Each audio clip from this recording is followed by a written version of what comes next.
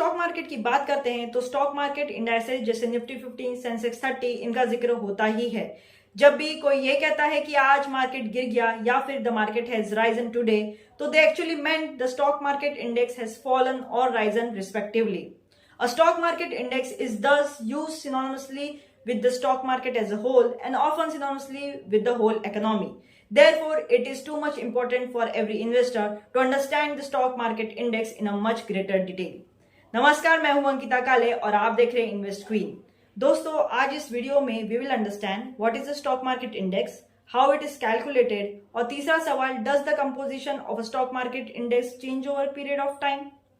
चलिए समझते हैं fundamental aspects, important aspects of stock market index. पहला सवाल, what is a stock market index? A stock market index is the barometer of the group of stocks it represents.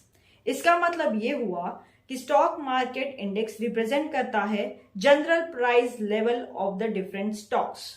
जैसे Nifty 50 हो गया। अब Nifty 50 it comprises of the 50 largest companies across 13 different sectors of India. Nifty 50, Sensex 30, DAX, Nikkei, these are all broad indices जो organise economy को as a whole represent करते हैं। Broad indices को ही हम मेजर इंडाइसेस कहते हैं। ऐसे ही minor indices भी होते हैं जो पर्टिकुलर एक ही थीम को रिप्रेजेंट करते हैं। For example bank Nifty, Nifty auto, Nifty FMCG या फिर निफ्टी स्मॉल कैप 250। आइए अब हम देखेंगे हाउ इट इज कैलकुलेटेड। आज ना हम ये नहीं जानेंगे what is the mathematical calculation behind it, but we will understand the fundamental concept how it is calculated. A stock market index is essentially the weighted average of the stock prices of the stocks which are its constituents, and based on how the weight of different stocks arrived at, these indices are classified into market cap weighted index, second is price weighted index, and third is equal weighted index. चलिए देखते हैं market cap weighted index. In this method the index constituents are weighted in proportion to their market cap. तो total outstanding shares into price of one share, this is the calculation. इसका मतलब ये हुआ कि stock with higher market cap will have a greater impact on the index movement than those stocks having a lower market cap.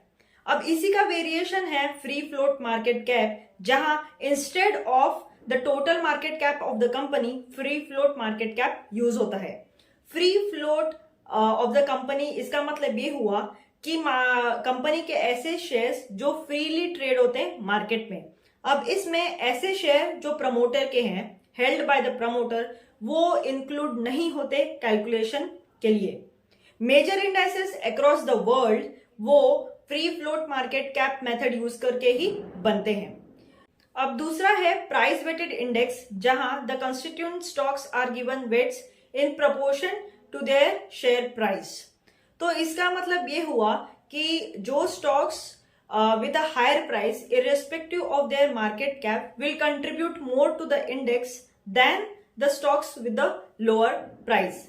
और तीसरा है equal weighted index, जहां all constituents are given equal weights. अब सवाल ये है, does the composition of an index changes over the time? जी हाँ, इसका आंसर है yes. The composition of an index is adjusted periodically by the exchanges. जो भी पुअरली परफॉर्मिंग स्टॉक्स हो उन्हें बाहर निकाला जाता है और जो स्टॉक्स अच्छा परफॉर्म कर रहे हैं उन्हें इंक्लूड किया जाता है। For example, Nifty 50 is reviewed every 6 months।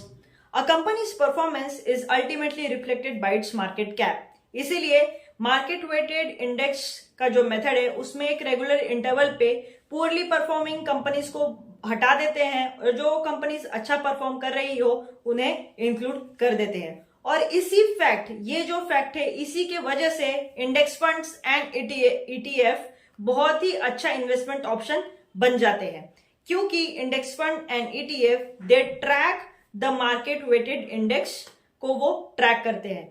इसीलिए अगर हमने उसमें इन्वेस्ट किया तो हमारा जो इन्वेस्टमेंट है वो ऑटोमेटिकली एक रेगुलर इंटरवल पे एडजस्ट हो जाता है in the favour of the companies which are performing better. इसीलिए जब आप इसमें इन्वेस्ट करते हैं तो आपको कोई एक्स्ट्रा कॉस्ट भी नहीं लगता एक अलग से एक एक्टिव मैनेजर रखने के लिए। तो दिस फैक्ट्स इज इंपॉर्टेंट। अब बारी है कुछ इंसाइट्स की। जैसे कि मैंने आपको पहले भी बताया, फॉर एग्जांपल निफ्टी 50 जो इंडेक्स है वो 50 लार्जेस्ट कंपनीज को रिप्रेजेंट करता है which are from different sectors.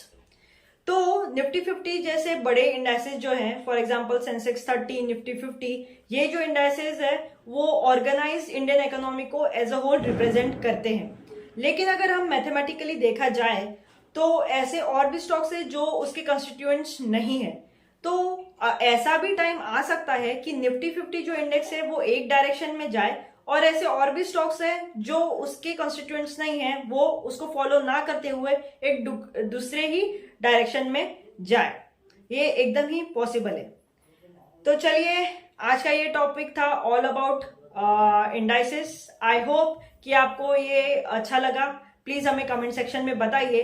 We will be right back on coming Sunday with a new topic. Till then, take care, bye bye, and don't forget to subscribe, like, and share InvestQueen. Thank you.